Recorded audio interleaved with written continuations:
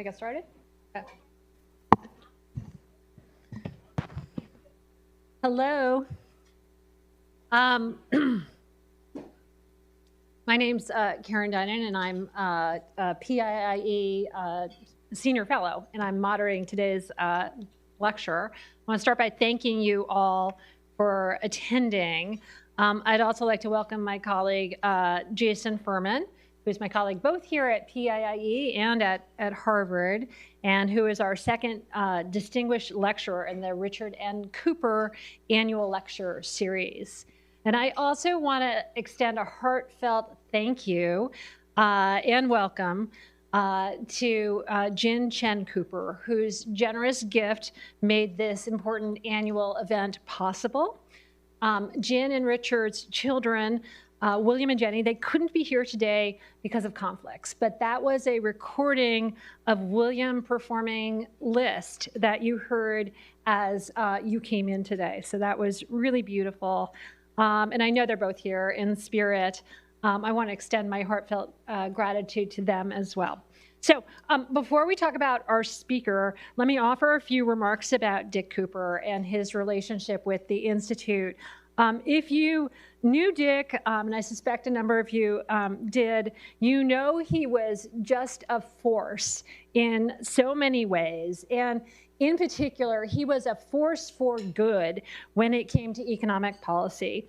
I first met Dick when I was a graduate student at Harvard. And not only was he this incredible, preeminent academic, and he was also just a wonderful, caring teacher to his students, but also, and this was just profoundly important to me, he'd been a prominent real-life policymaker, and he had ongoing engagement with the policy community. And thus, Dick was an essential role model for me and the many members of my class at Harvard who chose to go on and directly participate in the policy world, the world of economic policy, after we got our degrees. And then I should say I had the pleasure to spend time with Dick again when I joined the Harvard faculty in 2017, and even at that later stage of my career, he continued to serve as a teacher and a role model for me.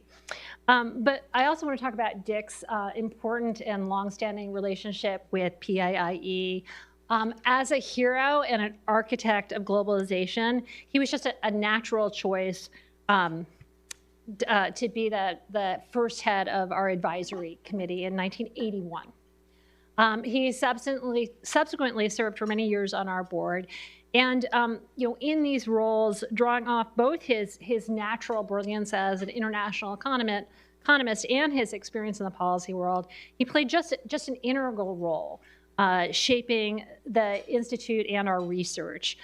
So Dick cared passionately not only about the topics we covered, not only about the amount of policy briefs and papers that we were producing, but also, and this part was really important, he cared deeply about the quality of our research. And I truly believe that Dick's engagement in this regard is just a fundamental reason why the Institute plays the leading role it does today in shaping the conversation around international economic policy issues. Okay. So finally, a couple of words about our speaker today, Jason Furman.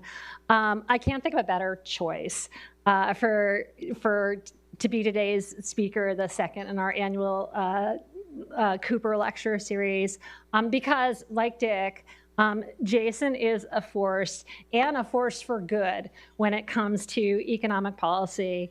So prior to his current roles at PIIE and Harvard, Jason served as chairman of the Council of Economic Advisors from 2013 to 2017, making him the top economic advisor to President Obama, and that was such an important role.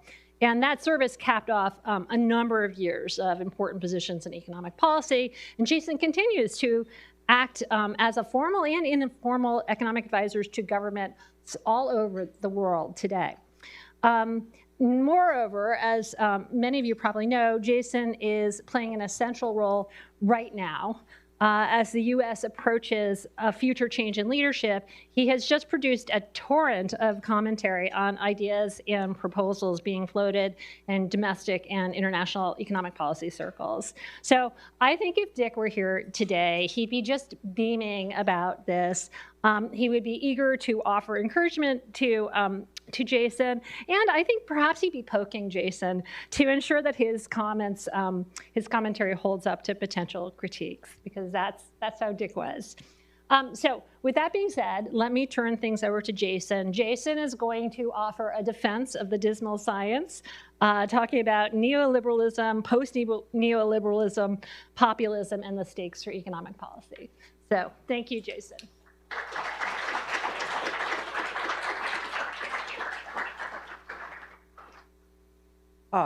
So Karen, thank you for that wonderful introduction. You left out the most important thing, which is that I am Gin Cooper's neighbor and was Dick Cooper's neighbor. And we just have like tennis balls flying, well, back and forth would be an overstatement. They're just forth and not back over into her backyard all the time. And that's how I got to know Dick personally. I had read so much of him. You can't care about macroeconomics, climate change, and be at the intersection of academia's public policy as I had been without him being just this extraordinary looming force, this person you had to read and had to learn from. But it was only when I moved right next door to Gin and Dick 7 years ago that I really got to know him, got to spend time in their house, sit next to huge piles of books, many of which he had reviewed for Foreign Affairs, and experience that enormous intellect, enormous range in person. And so I'm so honored to be able to give this lecture in his honor, to be here with you, Gin, that you are supporting this, and with all of you. We are 38 days away from an election. Karen referred to the torrent of economic analysis I've done. The Peterson Institute for International Economics is a nonprofit, 501c3, but because Adam is not here, I'm going to be a partisan today. I'm going to be purely partisan today. There's nothing he can do to stop me. My partisanship, though, is going to be on behalf of the Dismal Science and economics, not on behalf of any political party. Now, you may wonder a little bit. I don't think we should overstate how down on its heels economic analysis it is. It's the way central banks around the world think. It's the way the IMF and World Bank give advice to countries around the world. There's an awful lot of it in government where mergers are analyzed through economics, cost-benefit analysis is done. Economists are quoted in the media. They even let them speak at the Peterson Institute. But there has been a growing sense that an alternative is needed. It sometimes goes under the name post-neoliberalism. Sometimes it goes under the name populism. It isn't something that dominates everything in this administration and the alternatives to this administration. In some cases, it's even led to good policies, but may be explained and defended for the wrong reasons. But the reasons matter. Even if you get something right, how do you handle the next thing? How do you do the thing after that? It depends quite a lot on whether you got your reasons right or wrong. And I do think this growing alternative way of thinking is worth being explicit about and talking about. Before I get there, I want to talk about how the Dismal Science got its name. I don't know how many of you know how it did, but the name was from Thomas Carlyle, a Scottish historian, in an essay he wrote in 1849, An Occasional Discourse on the Negro Question. This essay was really a polemic in favor of restoring slavery in the Caribbean. And in the course of his advocacy of restoring slavery in the Caribbean, he complained about the economists who were getting in the way of what to him seemed like a self-evidently good idea, writing, quote, these economists were, quote, declaring that Negro and white are on a footing of perfect equality and subject to no law but supply and demand according to the Dismal Science. His view was that people weren't equal, and that rather than supply and demand and free market transactions and choices, what he, in his horrific racism, viewed as subhumans should be subjugated to other people, made to work, and not have free choices in a free economy with supply and demand. I don't think this link to the name and its origin is entirely accidental. The idea of treating all people equally, looking at the consequences for all people, looking at what happens when people make choices, was part of why John Stuart Mill and the other economists that Thomas Carlyle was writing about were also among the earliest people for women's suffrage and women's working, what we would now call LGBT rights, universal education, but also for extensive use of free markets as a way to organize activity rather than force, and the alternatives. Now, I do think the dismal science needs to be rescued not just from its critics, but also from some of its defenders. There's a statement you hear sometimes that economics says do this, economics says do that. You know, it's just Econ 101 that you have to do blank. And that blank is almost always, you know, the government doing nothing, the market's doing everything. And if you're one of these defenders that I wish it didn't have, you think that's a good thing. If you're one of the critics, you think it's a bad thing. But you both basically agree that economics is like the first chapter in the textbook, rather than, if you look at, for example, Greg Mankew's micro textbook, half of it is devoted to imperfect competition, to externalities, informational limitations, behavioral considerations, as well as other things you might care about, like inequality and climate change. Economics has evolved in terms of research to consider all of those, and if you open up journals, you're not going to see just simplistic supply and demand and labor markets. You're going to see something that we treat on an equal footing in the introductory class that I teach at Harvard College, which is labor markets in terms of monopsony, institutions, and bargaining as a second important lens. It also, economics has evolved to primarily be about empiricism, in part because that competitive model tells you the minimum wage would reduce employment. The monopsony model tells you in some circumstances it increases employment. Theory can't settle the question, so you need to use data and evidence. Some of that data and evidence has found that there are some free lunches. It's possible that expansions of Medicaid for children or deworming in Africa have both been found to have essentially a marginal value of public funds of what's called infinity, which is to say they more than pay for themselves with additional work, additional tax revenue, and the like. But I think it is fair to say that the dismal science does have some bite and some kick. It's not just sort of paper after paper finding free lunches. Those are the exception, not the rule. And we do like the definition of our profession that came from Lionel Robbins over 100 years ago, which defined economics as, quote, the science which studies human behavior as a relationship between ends and scarce means which have alternative uses. I want to call out two really important parts of that definition. One is the one that people commonly think about, which is scarcity. Without scarcity, the problems of individual choice aren't very interesting. The reason that choices are difficult, whether to work or not to work, where to work, whether to spend time with your children or do a better job on the Cooper lecture, each one of these is a reflection of the scarcity that we have to face in our own lives. And I think almost every public policy question is not of the form, how do we get more for everyone and do something that everyone would benefit from?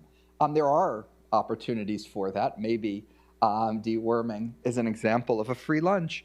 But for the most part, most of the difficult questions involve really difficult trade-offs between one group benefiting, one group losing, one part of the country, one strata of society, and the like. And how you make those trade-offs is important. The other part of this definition that matters a lot is it has the word ends in it. And for public policy, one end is that you'd like to have higher GDP and more jobs. But that's not the only end. Climate change is an end. Reducing inequality might be an end in itself. Reducing poverty might be an end in itself. National security. All of these are things that we care about also. And so anytime you're doing public policy, it's not like economics says, oh, you want the most GDP. Economics says, tell me your objective function. What are the things you're trying to maximize? What are the things you care about? And I'll help you think about how to do it. And by the way, that might often involve trade-offs. In fact, almost any time you're doing something, you should basically do every single thing for which there's not a trade-off. Get yourself all the way to the frontier, and then think pretty hard about which direction you want to move on the frontier, how you want to handle those trade-offs. And so economists, I think, are very comfortable with the idea that trade-offs are an extensive part of the world. They show up in the budget constraint in budgets. They show up in cost-benefit analysis, where regulations will cost money for a company to comply with, but generate some benefit, whether it's safety or saving lives through safety or through climate change.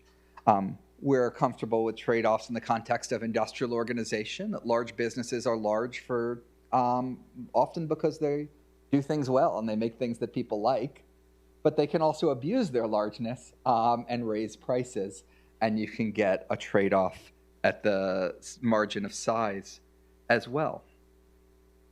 We sort of love these trade-offs and revel in them. The political system doesn't. If you hear a typical political speech, it is almost always win-win. You do this and it'll be great for the economy or great for climate change or great for poor. And it comes in lots of different forms, whether it's trickle-down economics, green jobs, or the like. I think that way of speaking in the political system is pretty much as old as time. And I sort of get it, don't begrudge it a whole lot, and wouldn't expect to hear a lot of economics lectures from the people running for office. What makes me worried is that there is increasingly a view and an argument being supplied by policy analysts, even by some economists, by people at think tanks, some people in government, but not the vast majority, that has taken that and tried to make almost a new argument, philosophy, and approach based out of it and really defend it. And this takes two different forms. And I'm going to be quite unfair in labeling both of these.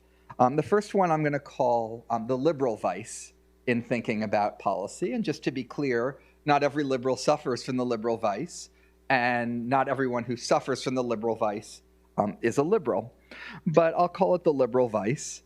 And it basically takes the form of getting the sign wrong. When you reduce inequality or deal with climate change or take aggressive measures for social distancing to stop the pandemic, all of these don't just save lives or help the climate or reduce inequality, they also, all of them, help economic growth and are good for the economy, and so that all good things go together. Now, why do I think this is a problem? First of all, there will be examples that this is true for. Maybe the deworming example, maybe the Medicaid for children example. But if you do your analysis right, and you approach the world with you only want to do things that advance lots of goals at the same time, you're going to do way, way too little about things.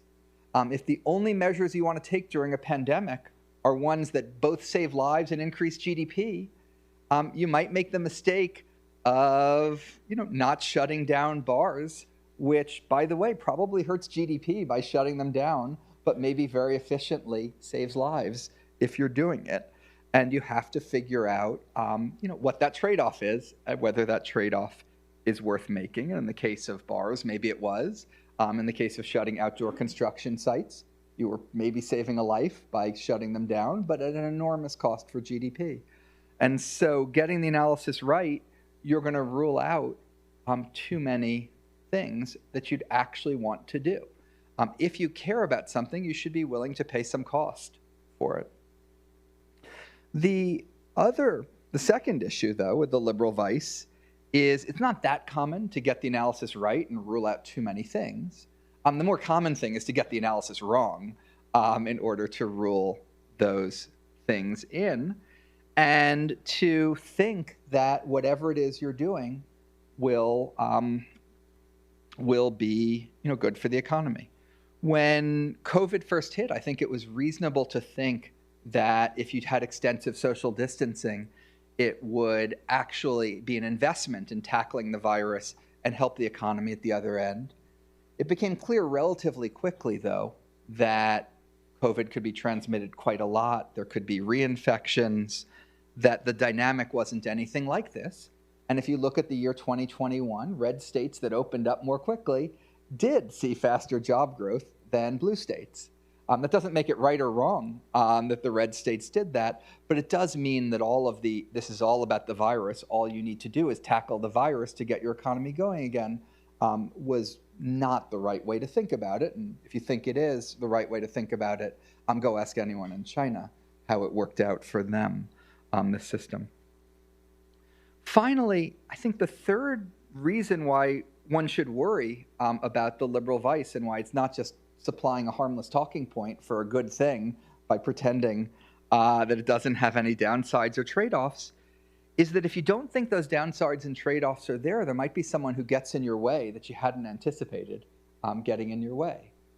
When I was at the National Economic Council, we were considering a regulation, and the staff person working on the regulation assured me that it was going to give greater predictability and certainty, and the corporations we were regulating would be thrilled about it. We announced the regulation. One of those corporations' stock price fell to 5 to 10%, suggesting the shareholders disagreed with the staff person's assessment. That didn't really have any bearing on whether or not this regulation was a good or a bad idea. Our goal wasn't to maximize share prices. It was to maximize social welfare.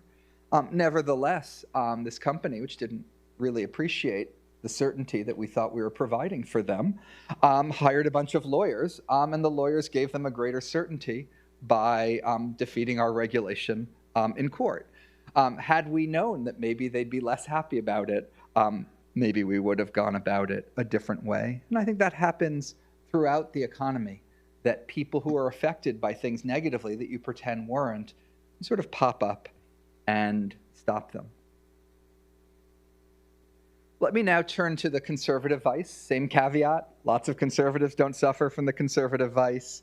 People who aren't conservatives do. And I think it largely takes the form of getting the magnitude wrong. You do something on climate change, you do something on inequality, you do something on pandemic, it will destroy the economy, it will kill jobs, it'll be just a massive, massive negative. And that might be the correct sign, but that magnitude can often be way off. What's the problem with this? Well, once again, just like the liberal vice, you're missing opportunities. If all you think about is the economy, you're either denying that there are other important and valid goals. And by the way, you don't have to agree with all the goals that I'm setting out. For example, you might not think inequality is a goal, or you might think in the context of COVID protections that individual freedom is yet another goal. So just whatever goals you have probably aren't just going to be GDP. Or you're missing other opportunities to cost effectively do things about things. The second is just like the liberal vice. It leads to bad and biased analysis. If you think that every single tax cut pays for itself, that is not just bad and biased analysis, it's also not going to let you think very hard about what tax cuts you do want to do and what tax cuts you don't want to do. So almost all of my friends who are more enthusiastic about tax cuts than I am think that, for example, the tax cuts expiring next year on the individual side are actually somewhat less important than the corporate ones, which are permanent. Extending them will barely pay for themselves, but once you're in this world of no trade-offs, things pay for themselves, don't worry about the budget deficit, you might as well do really wacko things like tax-free tips, overtime, and Social Security benefits. The third thing at the conservative vice is when you do that type of bad analysis, sometimes reality can get in the way of it. And here I would give the example of Liz Truss, who did that type of analysis, or sort of ignored the people that would have done the analysis for her, came out with a budget plan. And in that case, it wasn't one particular company in the market. It was basically the entire fixed income market in the United Kingdom was less than thrilled about her approach, resulting in not just an end to the policy before it ever came into effect, but an end to her prime ministership almost before it came into effect. What the liberal vice of getting the sign wrong and the conservative vice of getting the magnitude wrong have in common is that they can absolve you from analysis. If you believe the liberal vice, really the only analysis you need to do to decide whether to proceed with something is benefit-benefit analysis. And the only reason to do benefit-benefit analysis is not for illumination to whether you should do a policy, but like the drunk holding on to the lamppost for support. And there's an excellent book by Alan Blinder that takes this metaphor through the whole book. So your analysis becomes really sort of propaganda for your policy rather than informing you as to whether or not you want to do the policy in the first place. If you suffer from the conservative vice, you also don't need to do any real analysis. Instead of benefit-benefit, all you do is cost analysis. This regulation costs money. That tax has deadweight loss. It costs, therefore don't do it, because we don't want to do things that have a cost. Those cost analyses, too, effectively take the form of propaganda, because all they are is an argument against something that you're going to be against no matter what. They don't let you figure out which things have an acceptable cost and which things don't. I should say as a corollary in this, something that I wouldn't, again, expect any presidential candidate to get up and say, but that certainly people thinking about these things clearly should say in private, is we actually should be willing to accept slower growth, sometimes in exchange for something. If you look, for example, on the sanctions that were placed on Russia, this is a place where I think people did talk about it in the correct way. I did not hear anyone go out and give a speech that by placing sanctions on Russia, we're going to help restore manufacturing in America, help our oil industry, create great middle-class jobs, lower costs for consumers, or increase economic growth. We all accepted that sanctions on Russia were going to impose a cost. Everyone in America was basically going to be chipping in. Not very much, by the way. It's not a very big cost, but the sign is quite clear. But it's worth it. It's worth it because of the way in which it's constrained Russia's ability to wage war, to expand war, and you could even debate as to whether the sanctions should have been larger than they were or not. I should say, by the way, no particular thing I'm saying in this talk do you have to agree with the analysis on to agree with the general concept. So this one, you want to take the costs of it and the benefits and weigh them against each other. That's not the way we talk about trade with China. It's not, there we do pretend it's going to help American industries, it's going to help American workers, it's going to, trade restrictions and delinkage, that it's going to help consumers, help economic growth and the like. We don't go to people and say that I have a new foreign policy, not for the middle class, but from the middle class, where we're going to ask people to pay a little bit more through the extra economic inefficiency in order to accomplish delinkage, and that serves a vital national security purpose.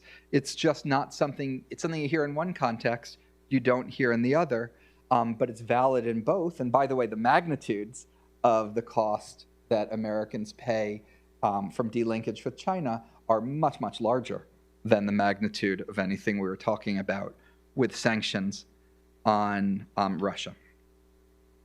So post-neoliberalism is not entirely ever clear to me what it is. I think it includes things like modern monetary theory, which says don't really worry much about budget constraints. Neo-Brandeisianism, which says big is inherently bad for companies. An affection for things like price controls as an alternative way to get at inflation and serve multiple other goals simultaneously. And a certain way of thinking and talking about industrial policy as a great way to serve multiple goals simultaneously as well. I think much of that suffers from the liberal vice I said, of all good things go together. A certain skepticism about unintended consequences that isn't warranted when you look at how the world functions. A mistake that thinking that just by tacking market failure on to a perfect competition model, mistaking that pedagogy for something that matters in terms of the order, and a mistaken belief that the type of technocratic economic approach, which I really do quite love, is somehow imposing limits on change and what we can accomplish. I have a written version of these remarks that are either on or will soon be on the PIIE website that expand on a lot of this in more detail, give examples including like neo-Brandeisian antitrust, but I'll just do industrial policy and tariffs for a moment. Let me just say, and this timing is entirely coincidental, I think the CHIPS program has been terrific and succeeded beyond what I would have expected. I like a lot of what was done on climate change as well. I think the way to think about those is the same type of cost-benefit analysis I was just describing. Benefits for our national security and resilience, benefits for tackling climate change. I would not look at it through the prism of helping the middle class and jobs. Why? For a few reasons. First of all, you assign me the project of helping the middle class, probably wouldn't write tens of billions of dollars of checks to really big corporations headquartered all around the world. Second, we're in a full employment economy. Anything you do to increase demand, the Fed is going to offset it with higher interest rates. Third, when it comes to tariffs, there'll be all sorts of effects. Maybe your exchange rate goes up, and so you're helping this company, but you're hurting some other exporter. Maybe someone retaliates against you, and you have to, that hurts somebody else as well. And in many cases, the ones I cited, I think the trade-offs do, from my perspective, pass a cost-benefit. But again, I'm very open to changing my mind, seeing more numbers. In some other cases, they don't. The local content requirements that have been a big part of our response to climate change, for example, seem to me more about where you build the solar panels rather than having the solar panels be as inexpensive as possible. The cost of them is that we'll end up with a greater amount of emissions. I don't think there's much benefit in terms of the total manufacturing jobs. I think it just changes the composition of manufacturing jobs. But when I hear people tell me that domestic content requirements in the climate space will actually make us better at green innovation and somehow make it easier to tackle climate change, I'm extremely skeptical. They're doing benefit-benefit analysis. If somebody comes to me with a cost-benefit analysis and they say, yes, this does raise the cost of emissions reductions, but here's why it only raises it by $2 a ton, and here's this other benefit we get and how I quantify it, you could persuade me. You can't persuade me with benefit-benefit analysis. And by the way, I think you'd have a hard time persuading me with cost-benefit, but could go ahead and try. So, what can we do? I think part of the problem when you have multiple goals is we have a decent way to quantify and talk about one of them, which is economic growth or the total number of jobs or something like that. We don't have great ways to quantify others. We've made progress with climate. There's a social cost of carbon. Inequality, there's not going to be one metric we all agree on as a social cost of inequality. National security, I have no idea how to quantify. I suspect it's very hard, but there aren't nearly enough economists trying to figure out how to do it on that. It's a lot to ask of the Congressional Budget Office and the other analysts in the United States, the IMF, the World Bank, and others, to see what they can do to do analysis that does incorporate and reflect the multiple goals. So maybe don't put a dollar on inequality, but talk, here's what it does to growth, here's what it does to inequality.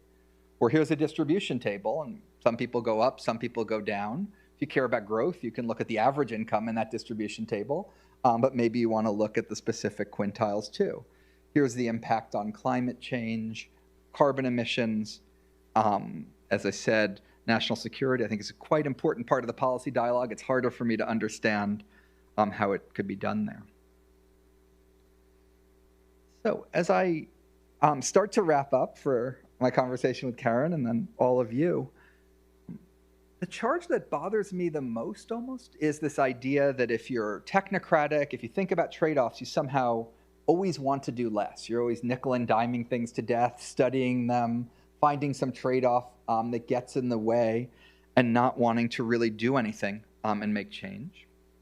My view was that in 2009, we did macroeconomic analysis of what's the output gap, what's the multiplier, what would it take to fill it, and came up with a stimulus number that was smaller than what was needed ex post, but much larger than what Congress passed. The problem there that got in the way of an ambitious response, fiscal response in the United States, wasn't all the analysts and the nickel and diming it to death. It was the political system, which didn't have the imagination to think of such large numbers. I think if you did the analysis in 2021, what's the output gap, what's the multiplier, what do you need to fill it, you'd come up with a much smaller number than what we passed. And the result, I think, is a certain amount of wasted resources and a certain amount of, at the margin, extra inflation relative to GDP growth. I think the 2009 error was probably larger and more consequential and worse for the world than the 2021 error, but we should be striving to get the analysis right. And the analysis doesn't always say, do less, do something smaller. If you care about tax policy, you can find papers in top journals with everything from the tax rate should be 19% for everyone to the tax rate should be over 90% for the very richest people. There are good models that can get you both of those answers, and then you can interrogate and debate the elasticities that are in them. In the case of the latter estimate, the externality that's built in, the social welfare function, and the like. But those numbers, the 19 and 90% tax rate, they're both quite ambitious in opposite directions, much more than anything you hear in the political system. And that's another good example of economics doesn't say what the tax rate should be. Different economists say different things, but they have a language for talking about it, discussing it, and making progress on it, and understanding where they do and don't differ. Carbon tax is something that there is broad agreement among economists for. I won't restate the merits here beyond saying that when you send out a signal to millions of businesses and hundreds of millions of people, they figure out all sorts of things that were hard to figure out from Washington, and all sorts of margins you can adjust on. One objection to a carbon tax is you can't pass it.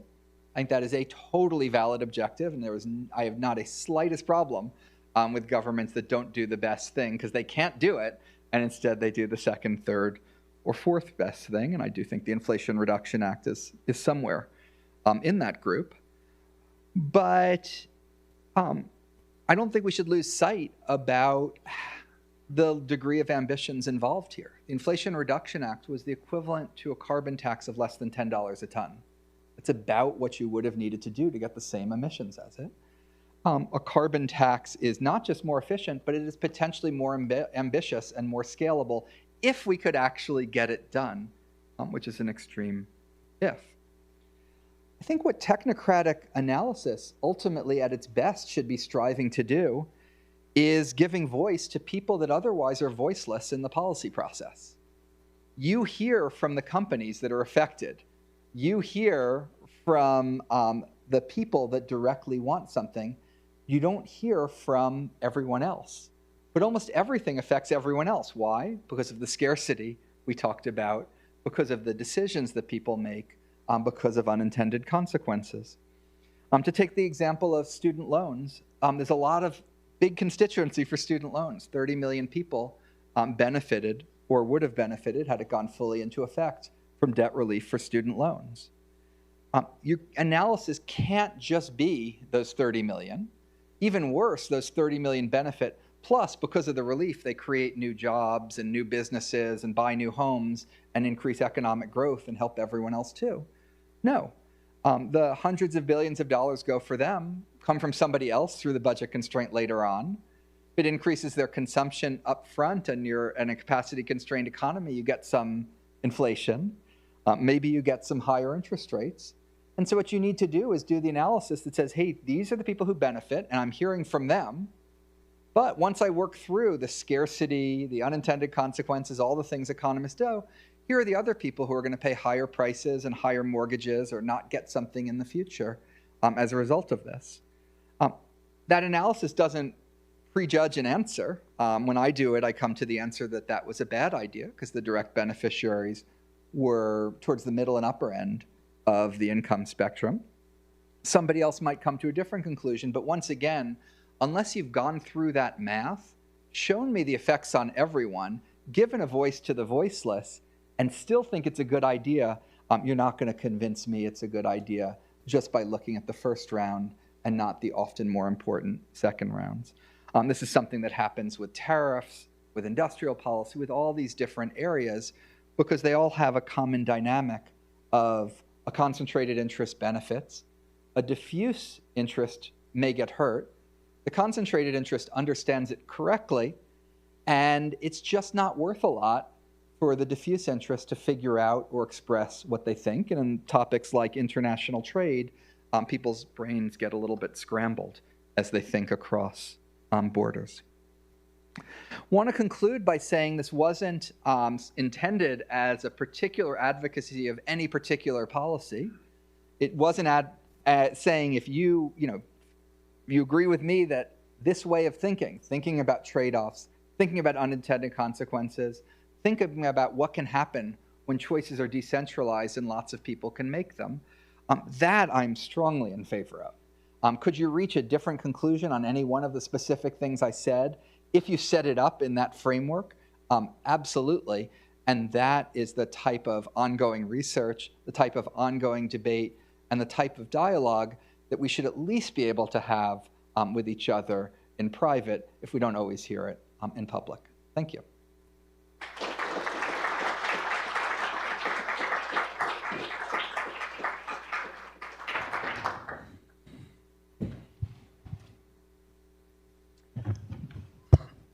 Thank you very much, Jason. I think one thing I used to bond with the other economists in the administration when I was serving at Treasury during the Obama administration was our shared feelings of unpopularity.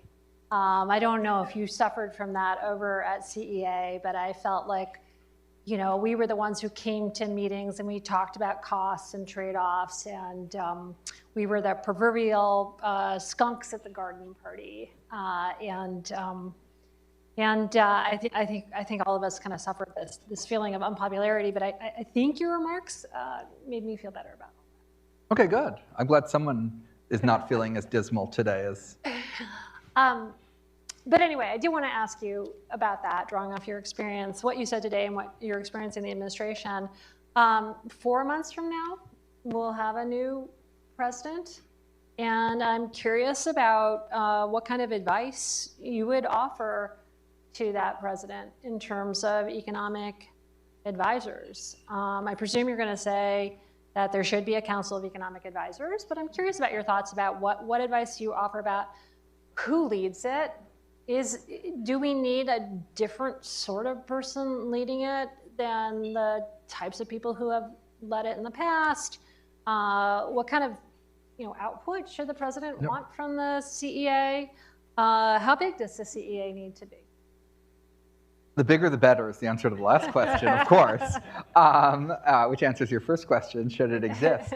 I think the tricky thing for being an economist in government is you need to be able to do two things.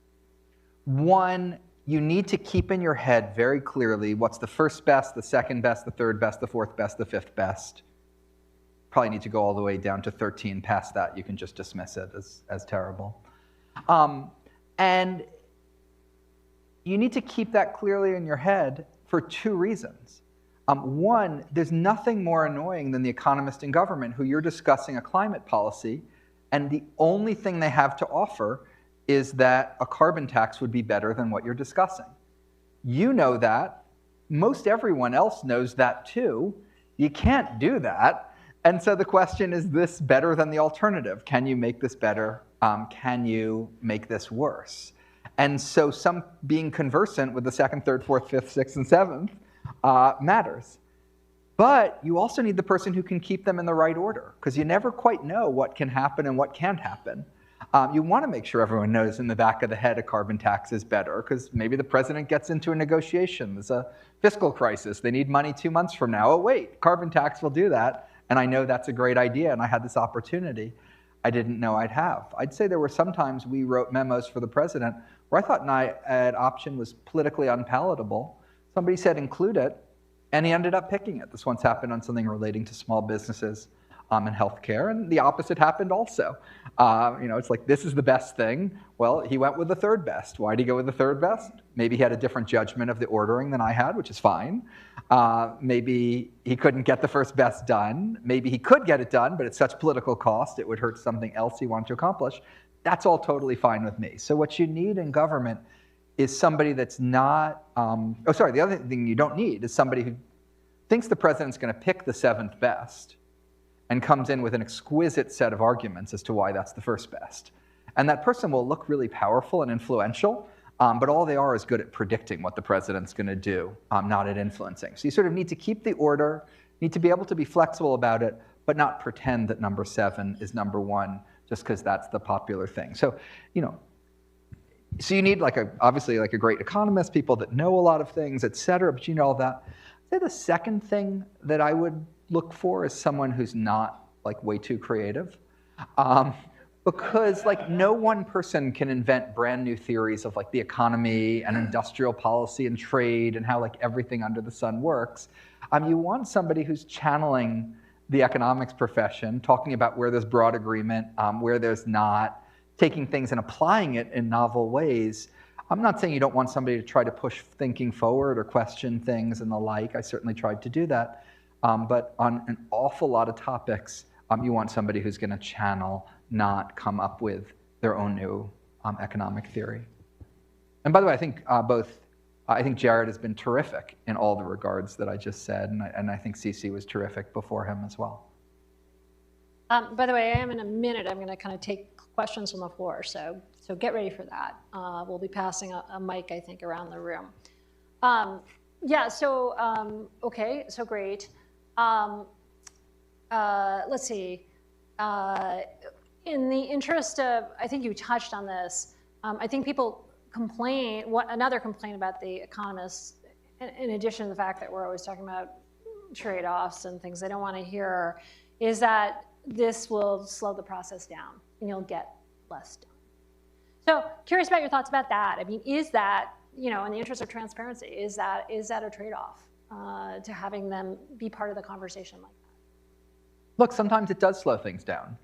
I'll give you an example that's not drawn from myself, but is drawn from my colleague David Leibson, and he taught this in the introductory economics class we co-teach, which was he had this idea about how to use nudges to reduce credit card debt.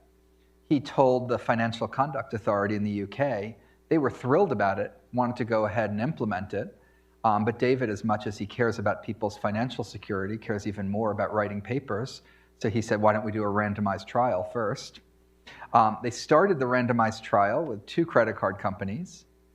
It was working so well that one of the 2 companies dropped out because they didn't want the debt reduced. The other one stayed in.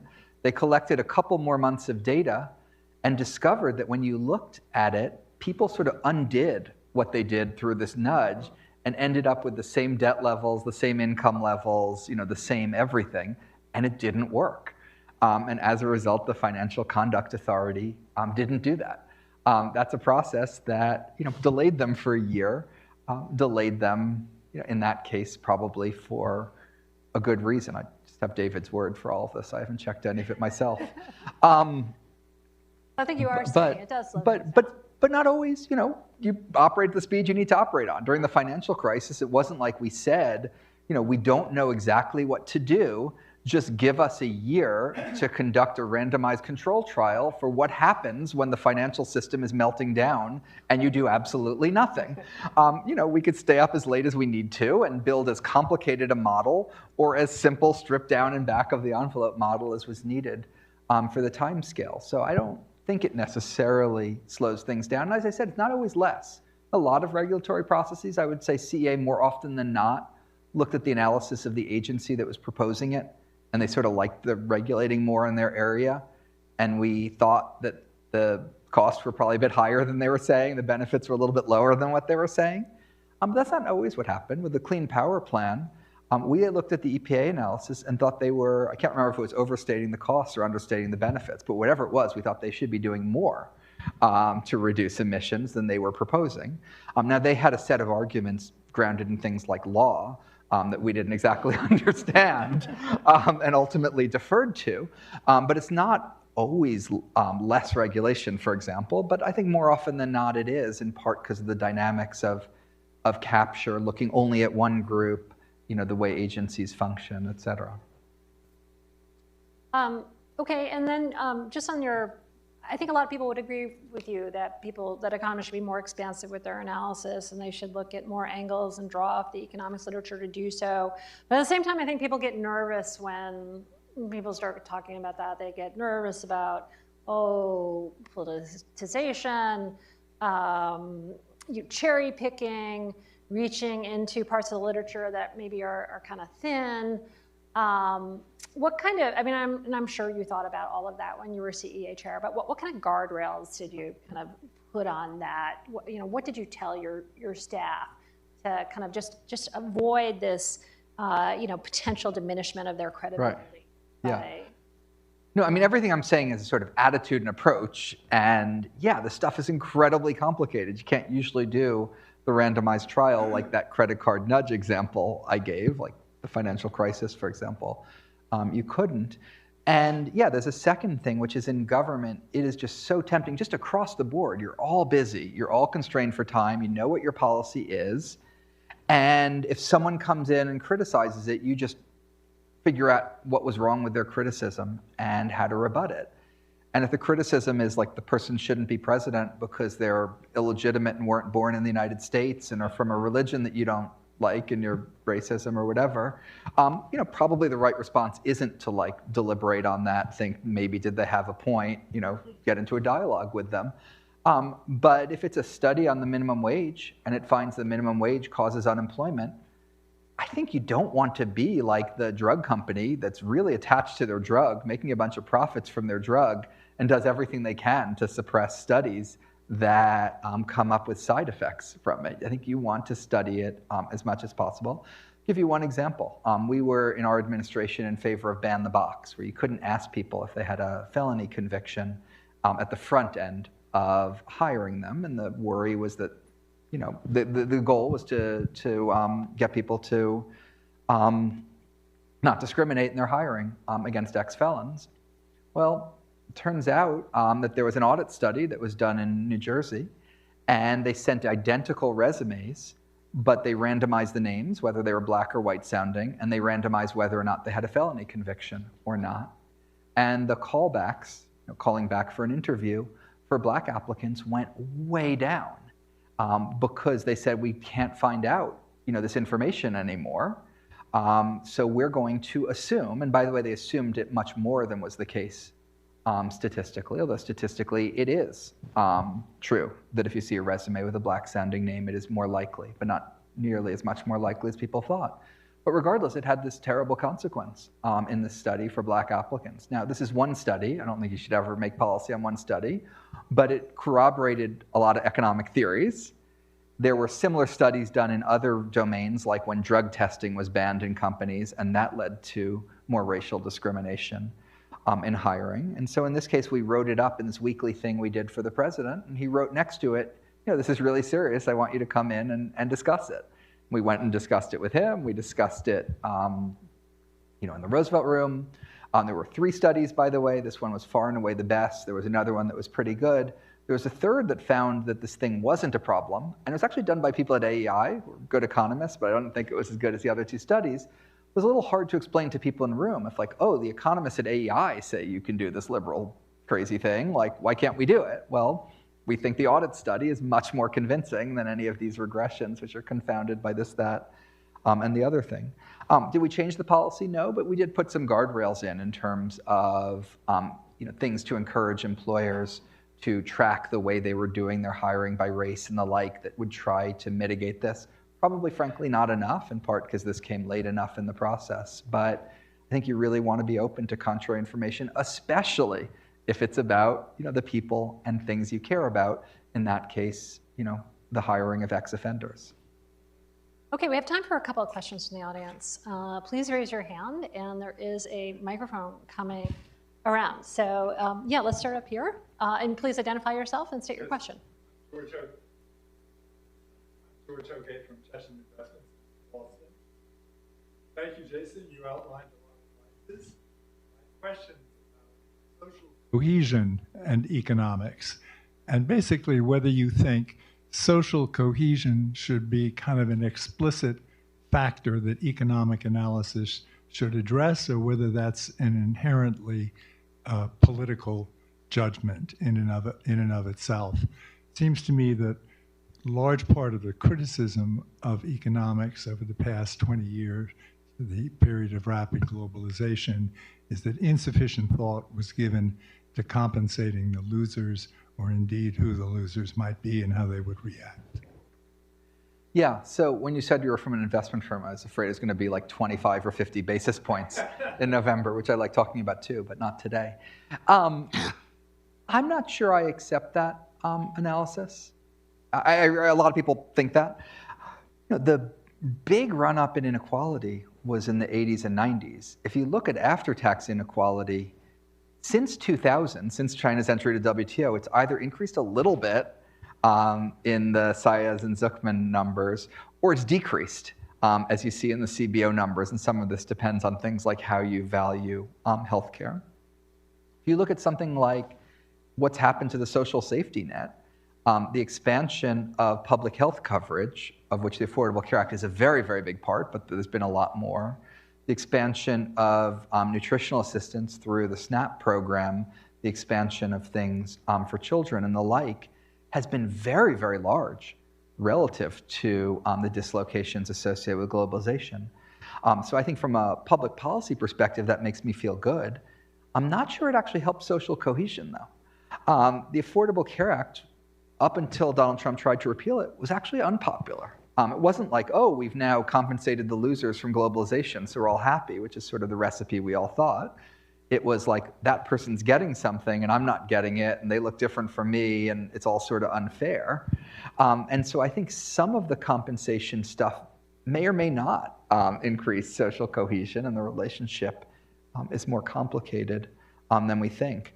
So I'm in favor of more of all of that, but I'm not sure it's going to solve our political problems, and I'm not sure that I'd limit the amount of compensation I want to do to what I think was the dislocation associated with globalization. I think globalization has been a piece of the increase in inequality, but not the majority of it, and I'd want to do much more than just undo that piece. Neil.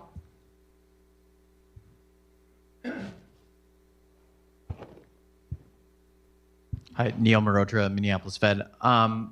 How much of the benefit mindset do you think was a function of the macro environment that prevailed before the pandemic, where, at least from a macro perspective, the trade-offs are maybe not present? Yeah, look, at CEA in the first term, if you had a plan to spend $1 billion, we would let you go out and brag that you were creating 10,000 jobs or whatever. In the second term, we wouldn't let you do that. Now, maybe we should have, because we were further from full employment than we appreciated. But yeah, I do think some of these mentalities formed in that circumstance, and that's why you think it matters. MMT had the right recommendation in 2009 and 10. I didn't heard of it at the time. It wasn't like why people did what they did, but it had the right recommendation, but it had it for the wrong reason. And that means when you get out of sample and you're in a period of high inflation, it's not giving you the useful guidance. So I do think some of this is a function of that. And then like something like the Neo-Brandisian, I think we got too lax in antitrust. I didn't talk about it, but the Chicago school, as I interpret it unfairly, says you care about a consumer welfare standard, and by the way, anything the government does will make things worse for consumers. And I agree with that first proposition, but I don't think that analysis reflected even economics as it was when Bork was reading the literature, and certainly doesn't reflect it now. So I think we needed to do more, but that got conflated into every single time you see greater concentration, it's bad. Whereas sometimes it's the consequence of something good. I would argue that's the case for Walmart, for example. Sometimes it's the consequence and cause of something bad. I would argue that for hospital mergers, and I put tech somewhere in between. So I do think some of this was a pendulum shifting back for either good economic reasons, but overshifting and forgetting that the shift was situational about a context, not a new universal truth. Do we have time for one more? Do you want to do Ted, who's patiently in the back? So I don't know whether you're calling on me or not. So thank you for a very inspiring lecture, worthy of Dick Cooper. You put a lot of Ted Truman, formerly PIIE, now Masavar Rahmani Center for Business and Government, Harvard University, Kennedy School. You put a lot of weight on cost-benefit analysis, which I don't know how much it's taught in graduate schools and so forth and so on these days. But it's not, it has its own flaws, right? So could you comment? I mean, you maybe, or at least I assume you think it has its own flaws.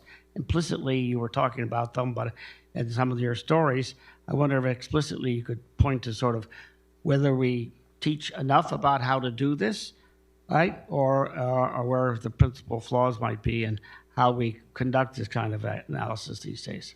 Right. So first, the good thing about cost-benefit analysis is when you have multiple goals, there's lives, there's security, there's carbon, there's dollars, you're translating them all into a common unit. The unit we use in cost-benefit analysis is dollars, but it would work if you translated it into like bananas or like the pleasure of spending a Saturday afternoon with your children, and you translated everything into that, as long as it's the same units, so you can add it up.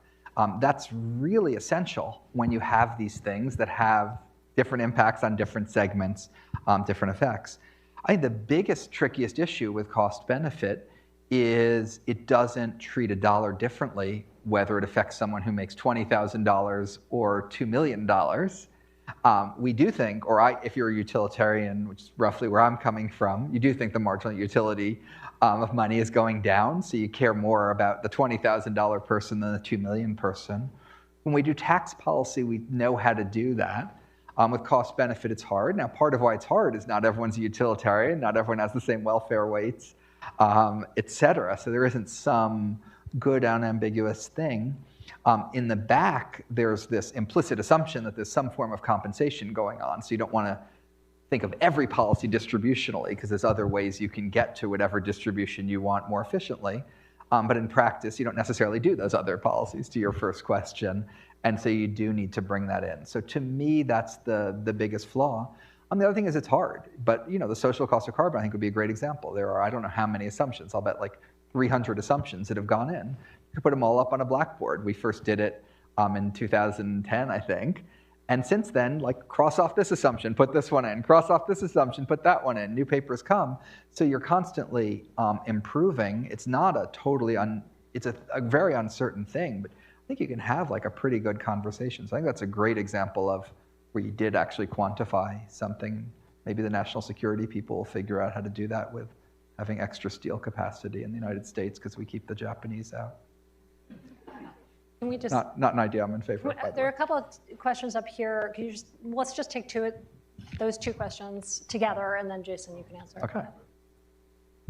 I was going to make two minor comments. One is it's good Adam Posen isn't here because he doesn't think the Inflation Reduction Act did what it did, which is to deal with carbon through subsidies rather than taxes. So that's good. But on Mankiw, I think if you look at his first textbook, edition 1, it's probably not going to have all the caveats about how the market isn't perfect. So the the rap on neoliberalism may be that we were too slow in acknowledging some of these failures in the market. But my question is really, I buy the trade-off stuff. What about the data requirements to do this well? Because I'm a little, I mean, I agree with you, but I'm wondering how good the analysis will be depending on how the quality of the data is. Are you getting the right stuff? And please pass the mic to the right. Ask the question now. Yeah. Okay, I'm going to just group the questions, and then there's one in back that I'm going to take, and then we're going to, Okay. yeah. And then I'll answer whatever I feel like answering. Then You I can think answer they're what you gonna- choose. they're gonna give us the hook. My name is Barney Rush. I used to work for Dick Cooper when I was at the State Department, and most recently was on the board of the ISO New England, which is the grid authority for the New England states. My question has to do with, you're talking about benefit. It seems to me that the costs that both parties leave out is just how large the federal deficit is. And I'd be interested if you can offer some comments of what you would advise the next administration, what needs to be done to control and reduce that. And please don't tell me that we only have to go after people who earn more than $400,000 a year. I don't think that's going to do it, but I very much like your comments. Thank you. Okay, so we have data needs. We have a very small question about what to do about the deficit, and then I just want to take the last one. Thank you, I'll let Mr. you choose what you answer. Thank you, Mr. Furman. I'm a journalist from China's Caixin Media. You mentioned the CHIPS Act, so I have a question about U.S.-China competition in the high-tech sector. Do you think we have seen an end or the bottom of the U.S. government's export controls and investment restriction in this area? How can we ensure that the small yard, high fence strategy does not turn into a big yard, high fence strategy? And also another question about, I want to hear your thoughts on recently Chinese government announced a series of stimulus policies in the monetary policy, and also pledges to provide more fiscal stimulus. Does it in any way change your forecast on the Chinese economy, short-term, medium-term, long-term? Thank you. So I'll just do lightning answers to Yeah, these. please. The data requirements, of course, but you just do the best you can with whatever data you have. And if you have 2 hours to make the decision and you can just look up a published piece of data, or if you have 2 months and you can go through the microdata, or 2 years, you can run an experiment. So I think that's a pragmatic thing that matters, and you need to do the cost of it. On the deficit, I've written and spoken a lot about that, so I'm not going to do justice to it here. I think it's unsustainable. I'm not super panicked about the timing with which we address it, but I would like us not to make it better, and not to make it worse, to take every opportunity we can to make it a little bit better. But I have stuff coming out in writing and stuff elsewhere on that. China, I think the easiest macro problems in the world are when your inflation rate is too low and you're below your potential. And I think that's roughly where China was. And so stimulus was warranted, and it would certainly change my outlook for it. And I think there's a bipartisan consensus in the United States about being tough on China when it's in our national security interest. I think the small yard, high fence is the right formulation because it reflects that there are gains from trade, that's the normal case, but where that's not the case, you want to do something quite strict. So I think that's exactly the right formulation. Whether that's exactly what is done and implemented in practice on something like solar panels, I'm quite skeptical, for example. On EVs, I'm a little bit skeptical, but not sure. On microchips, I think it might be the right approach. But again, I gave you a way of thinking about it, not that I have a confident set of answers as to what ought to be the case, but as to what will be the case. I think that's easier. Okay, I want to thank you for defending the dismal science. I'm not sure I'm coming away thinking the economists in the next administration are going to be any more popular than we were, but I do feel like the next administration will be happy in the end that they hired them. So I want to thank you very much, and I want to thank everyone for coming. So let's give a hand to Jason.